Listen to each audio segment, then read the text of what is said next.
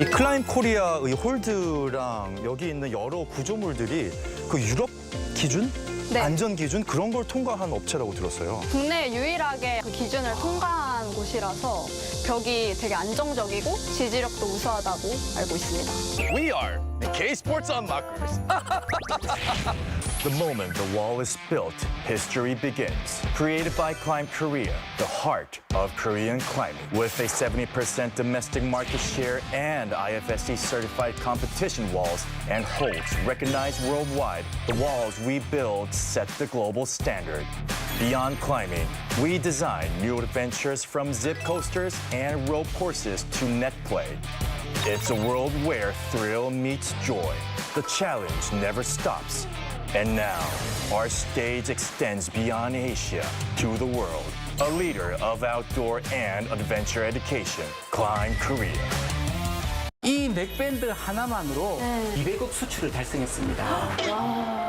저희 스마테코 아이스 시리즈는요, 나사 우주인들까지 사용하는 PCM 소재를 채택했습니다. 주변 온도에 따라서 스스로 얼고 녹는 상변화 물질이에요. 그래서 전기 없이 한여름에도 시원하게 체온을 잡아줍니다.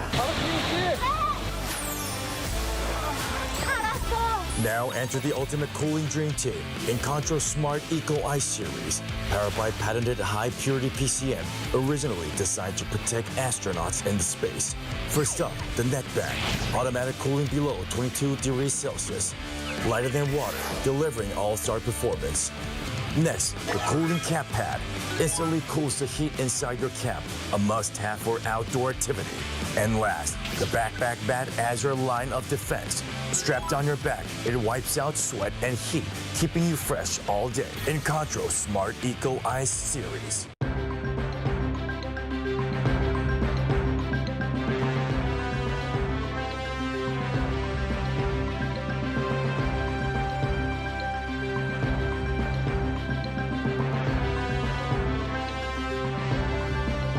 대한민국은 G20 구성원의 일원으로서 책임과 역할을 다할 것입니다. 모두가 기회를 함께 누리는 포용 성장을 추구하여 소외되는 국가가 최소화될 수 있도록 최선을 다하겠습니다.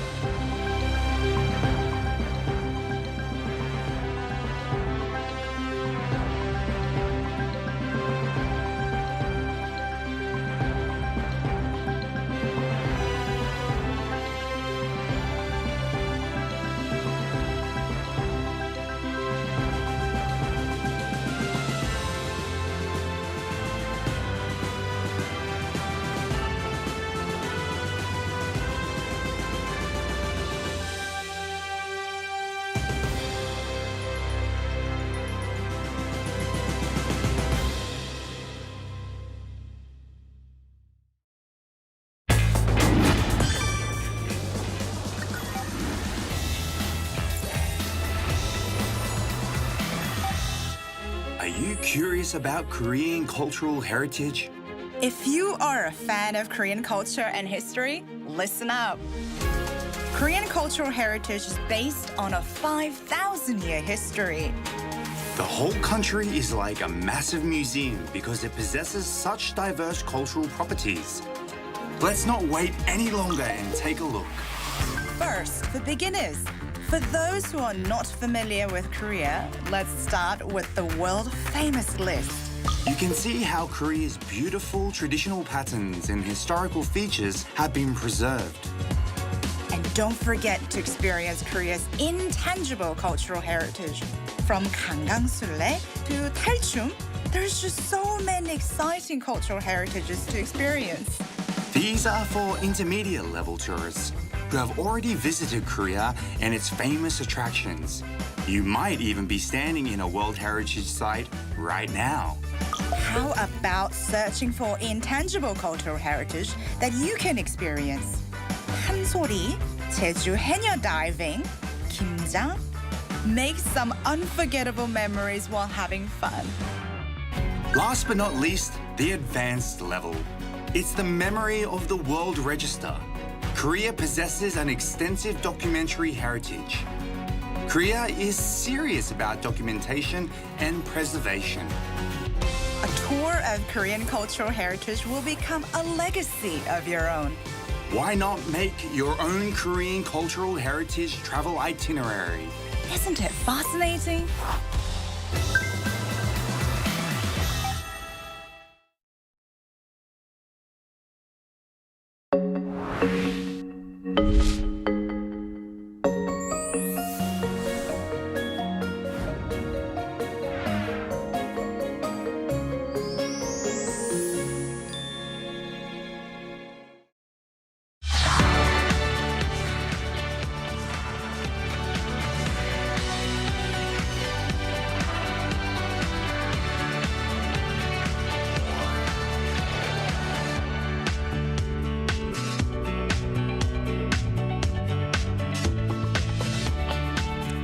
안녕하세요. Riding on the Korean wave.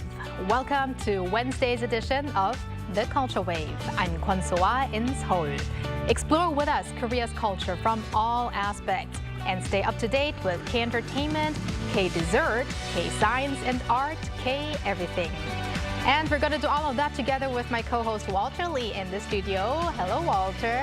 Hello, Soa. It's lovely to be here. And hello to our viewers at home. I'm Walter Lee here, us alongside Soa to fill you in with the latest in K-Entertainment news. Walter, do you have a sweet tooth?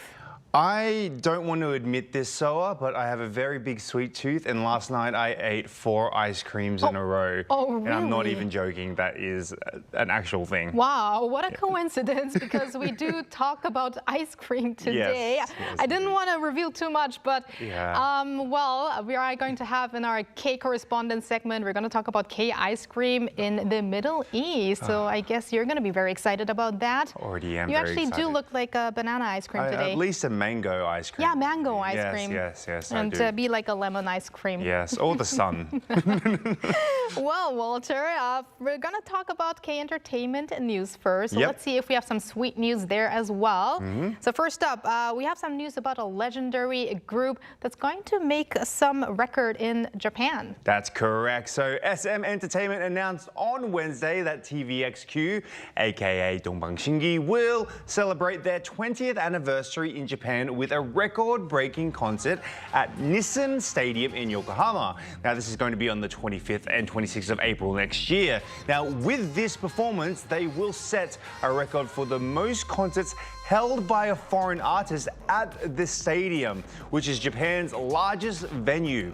Now, this will be TVXQ's 3rd concert at Nissan Stadium. Now, the concert titled TVXQ 20th Anniversary Live in Nissan Stadium, Red Ocean, was first revealed as a surprise during the final show of a fan event in Kobe, which also celebrated the 20th anniversary of TVXQ's Japanese debut. Now, since their debut in Japan in April 2005, TVXQ has become one of the country's or Japan's most iconic acts coming from Korea. What an achievement for the legendary boy group. And Walter, not too long ago, you talked about the Mnet Asian Music Awards, better known as Mama Awards. Yes. That's easier, Mama Awards. Yeah, much easier. But they're going to do a live action concert Yes. starring K-pop Demon Hunters. And we Right. do have updates on that. We did. So last time we talked about who might be, or at least that there will be a live action. Now this year, the show will bring life to the showdown between the animated girl group Huntrix and their rival demon idol group Saja Boys. Now, performed by actual K-pop artists this time instead of something virtual. Last time I mentioned the process of maybe choosing who the cast may be, and well, we have confirmation on that. So Huntrix will be portrayed by Baby Monster members Parita, Ahyun, and also Lola. While the Saja Boys is a little bit more of a mixed group, and they'll be played by Boy Next Door's Ihan, Rise's Wonbin, Tour's Shinyu, and also Zero Base One's Park Gonuk, and also Han Yoo-jin. Now, the 2025 Mama Awards will be held over 2 days, November 28th, also November 29th at Hong Kong's Kai Tak Stadium. I'm sure this is the performance that everyone is looking forward to. There's many great performances, but we do want to see what a real-life action Huntrix and Saja Boys looks like. Of course. So what a great list of names. They're probably really working hard for that concert. And also, I'm very excited about how to see how well they represent Huntrix and the Saja Boys. Me too. And lastly, let's talk about K-Films. Yes, indeed. So actor-director Ha Jong-woo, is actually doing his fourth directorial project, comedy drama film called The People Upstairs, or 윗집 사람들. Now, he has unveiled 4 posters highlighting the dramatic character transformations of himself, Ha Jong-woo, along with Gong Hyo-jin, Kim Dong-wook, and also Lee Han-hee. Now, the film follows the unpredictable events that occur when an upstairs couple played by Ha Jong-woo and Gong Hyo-jin and a downstairs couple played by Kim Dong-wook as well as Lee Han-hee are compelled to share a meal one night, triggered by a certain nightly, let's call them adult noises, disturbances. Now, during their meal, the upstairs couple makes an unexpected proposition to the downstairs couple that catches them completely off guard. Now, what is it? Well, I can't tell you that, of course, so you'll have to just watch it to find out. Ooh, you're making us curious, Walter, and especially because one of my favorite actresses, Kong Bil-lee or Gong Hyo-jin, is there as well. But Yes. Thank you very much, Walter, for those updates, and stick around. Will do. Now let's take a look at what our AI anchor Arirang has for us on the culture front. Arirang? Hello and welcome to your AI guide to the latest cultural updates from Korea. Here's our top story. First Lady Kim Ye-kyung visited Turkey's largest national library in Ankara with Turkish First Lady Emine Air the Wandering President Lee Jae-myung's state visit. The two toured the library's Korean language section featuring Korean literature, where Kim expressed hope for deeper cultural, artistic, and educational exchanges between Seoul and Ankara. They also viewed a musical performance and toured an archaeology gallery. Kim separately stopped by the Museum of Anatolian Civilizations and emphasized the need to strengthen bilateral cooperation in culture and museum-related fields. The late actor Lee Sun-jae has been posthumously awarded the Gold Crown Order of Cultural Merit, the highest honor bestowed for contributions to Korea's arts and culture. The decoration recognizes individuals who have played a significant role in advancing cultural development and expanding public access to the arts. The Culture Ministry noted that Lee, who debuted in 1956, was celebrated for more than half a century of work marked by sincerity, versatility, and broad public affection. The ministry also recognized his commitment to social responsibility beyond the art, such as nurturing younger talent in parliamentary service. Culture Minister Choi Hui-young presented the medal to the actor's family. Boosted by last month's extended holiday, movie theater attendance and box office revenue surged by around 60% from a year earlier. According to the Korean Film Council, theaters drew more than 9.8 million people in October, while revenue reached almost 99 billion won, or roughly $67.5 million at 56% and 60%, respectively. The council attributed the sharp increase to the strong popularity of Korean films Boss and No Other Choice, as well as Japanese animated hits Chainsaw Man and the Demon Slayer series. That's all from me. Stay tuned to the Culture Wave.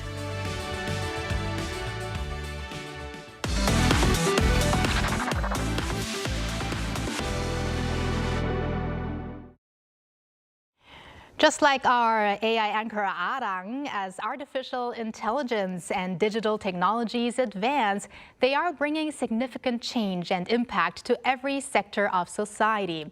In this context, an international event was held to discuss the human-centered convergence of science and the arts. Cha Yeon-kyung reports. A 12-meter wide screen displays an AI-restored image of Baekbum Kim-gu, who appears to read passages from the Baekbum Ilji, or the diary of Kim-gu, to the audience, reminding them of the spirit of 홍익인간 to bring broad benefit to humanity. It is a declaration of humanism, emphasizing that even the advance of science and technology must ultimately serve people. G-Artience 2025 Connecting Week, an international event discussing human-centered global tech art, the convergence of science, technology, culture, and art, was held as a national-level strategic event from November 16th to 18th at the Daejeon Convention Center. By combining science and art, we can create new value, art that can grow into industry and lead to new jobs. This event featured a variety of performances that connect tradition and modernity and science with the arts.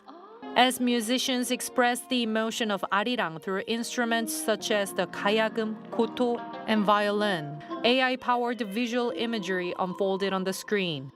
The event also included presentations by young creators discussing how to build a human-centered tech art ecosystem. I believe a convergence of science and art will prevail in the near future. Science and art may seem completely different, but they also share similarities. Both involve exploration and the pursuit of creativity.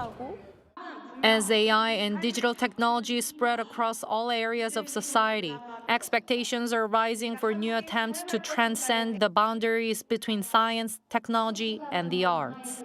차윤경, Arirang News.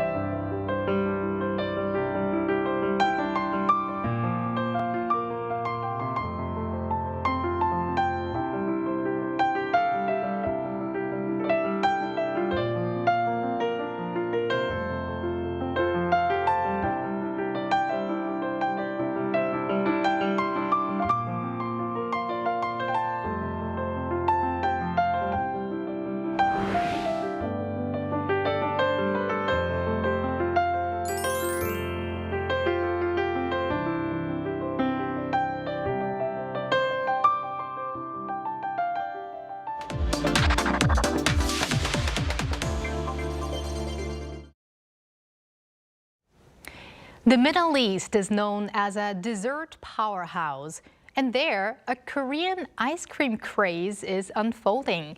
The general growth in K-food exports is not enough to explain this trend.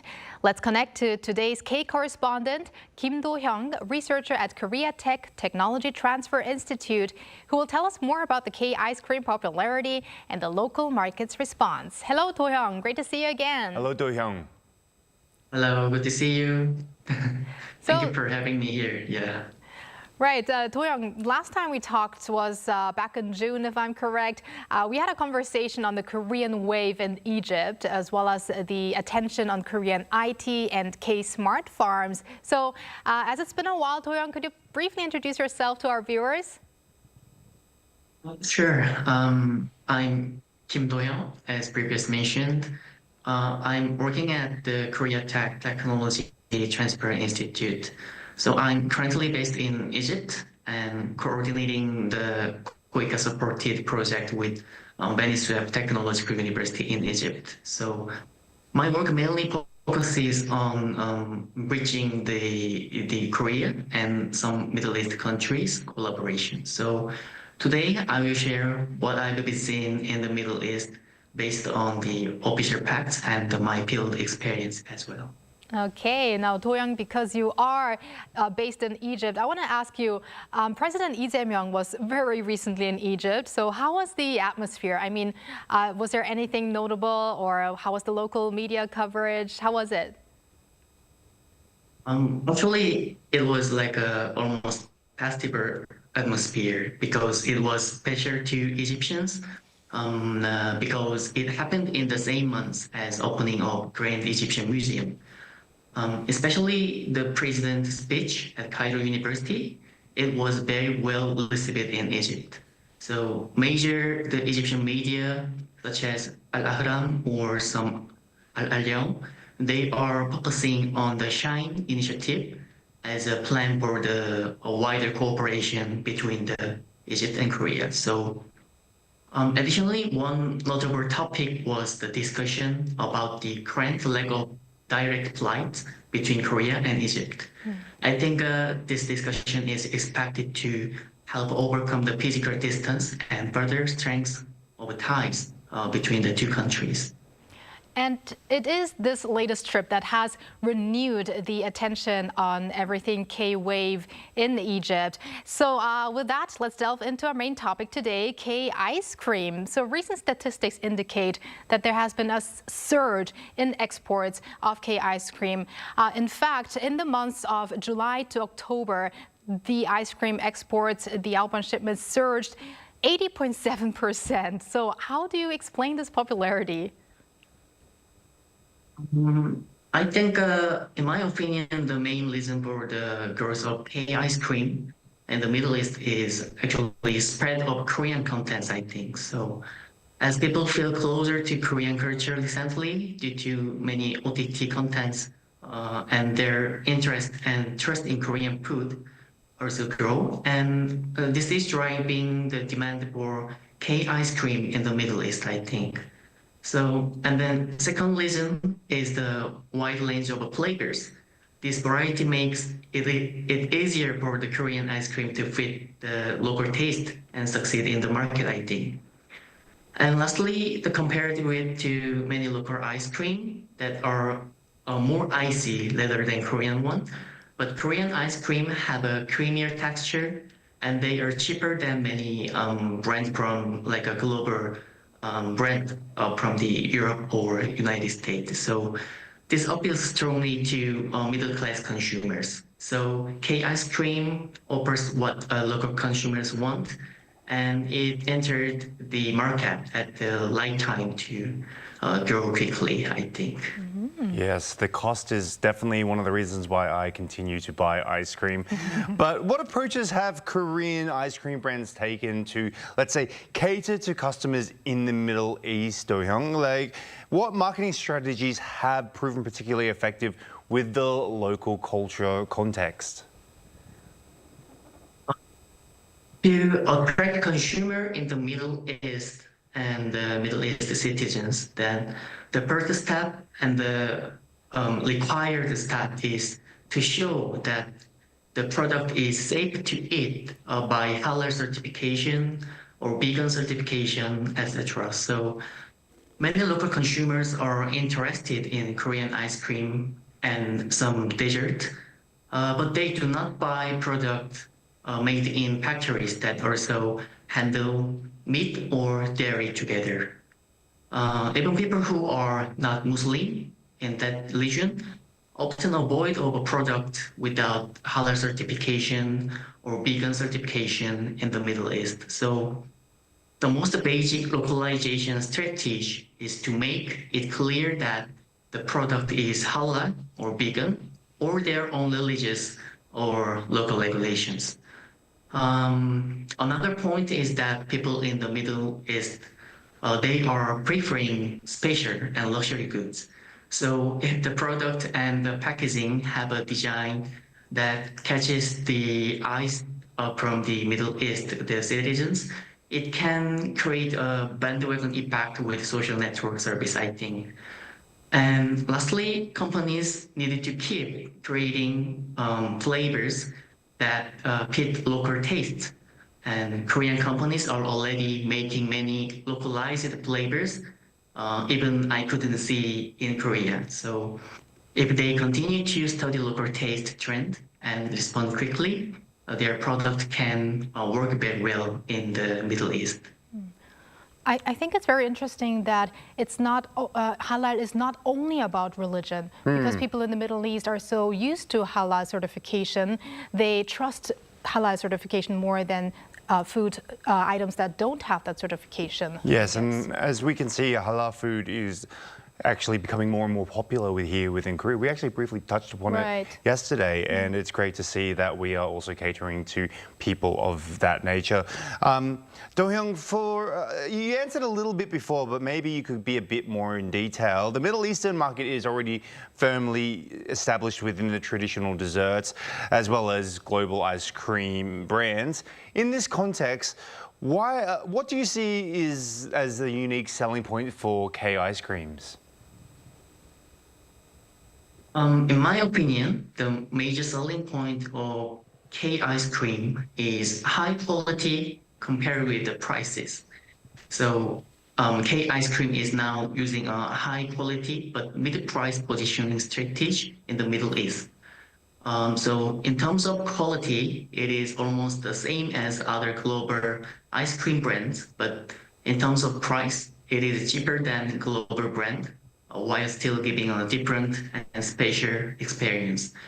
In Egypt and the United Arab Emirates, actually Korean ice cream is mainly sold in high-end supermarkets. But when you look at the price tag, it is usually cheaper than the premium ice creams. So, and second selling point is variety of flavors, as I mentioned before. So K ice cream has one product in numerous flavors, like including melon or mango and strawberry, and sometimes leather bean paste, or some mystery flavors in Middle East market. And this variety of choice is naturally proving to be a strong selling point for local consumer. And Do-hyung, you earlier mentioned that K-Contents has a lot to do with this boom. So have you seen any actual cases where K-Content has boosted ice cream sales? If I suggest my personal experience, I mainly managed the project at Benisab Technological University in Egypt, and this very rural the cities, but I sometimes teach workshop or classes about the Korea. Some students who join Korean classes or workshop, they are usually already like Korea, and so they know a lot about Korean culture. One time, I had to go back to Korea, and I asked the student what gift I could bring for them. One student said she was very curious about Meruna ice cream because she saw people eating it after the beer party in K-drama. So she asked if I could bring it for her. I told her that I couldn't bring ice cream by plane. So, but she could try it in the Cairo later, I told her. And she told me she wanted to Cairo and even try the mango flavor of Meruna. I also often see TikTok and Instagram posts of Middle East countries where people say they wanted to try the ice cream that Korean celebrities or influencer. I sometimes see posts from people who tried ice plate with ice cream known as bingsu in Korean restaurant. They also following the K contents like K mukbang or K drama as well. So these small stories show that Korean wave has had a very big impact on the boom of K ice cream in the Middle East. And staying on the topic of the Middle East and how the market continues to grow, the pistachio market in Saudi Arabia actually, for instance, is reportedly to project to see sales revenue of some $230 million this year. How do you foresee the future development of K ice cream? Pistachio is one of main nuts in the Middle East actually. And people have used it for a long time in traditional dishes like kunafe or Turkish delight. And nowadays, pistachio is also used in the ice cream and some drink. So because of this, the dessert market and the pistachio market in the Middle East have grown together, I think. So this growth in dessert and certain ingredient is very positive for K ice cream. When the whole dessert market becomes bigger, it gives Korean ice cream more space to grow in the stable way. Some opinion want that K ice cream depends too much on K content. But now that Korean ice cream has already entered the market and the growth of the dessert market, there gives it a real chance to survive and grow on its own. At the same time, the clear trend in the market, it shows the direction K ice cream can take in the Middle East. So Korean companies already have a pistachio ice cream product. So this means they can join the pistachio trend in the Middle East very quickly. So it also gives Korean companies a good chance to build the better strategy for this market.